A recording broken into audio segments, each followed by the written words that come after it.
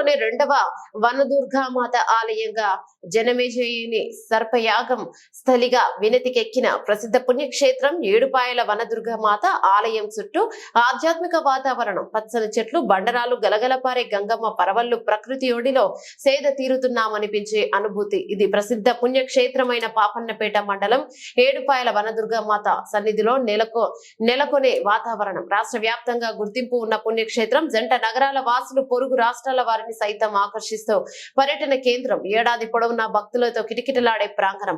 ప్రతి మాఘ అమావాస్య పర్వదినాన వనదుర్గమ్మ చింతన మాఘ స్నానాలు చేసేందుకు లక్షలాది మంది భక్తులు ఇక్కడికి తరలి వస్తారు. మంజీరాల్లో పుణ్యస్నానం ఆచరించి వనదుర్గమ్మకు మొక్కులు మొక్కుకుంటారు. వనదుర్గమ్మ చింత పుణ్యస్నానం ఆచరిస్తే సకల పాపాలు తొలగుతాయని భక్తుల ప్రగాఢ నమ్మకం. మాఘమాస స్నానం ఆచరించడానికి వచ్చే భక్తులకు ఎలాంటి ఇబ్బందులు కలగకుండా ఆలయ పాలక మండలి చైర్మన్ బాలగౌడ్, సభ్యులు, ఆలయ ఈవో మోహన్ రెడ్డి సిబ్బంది ఘనంగా ఏర్పాటు చేశారు.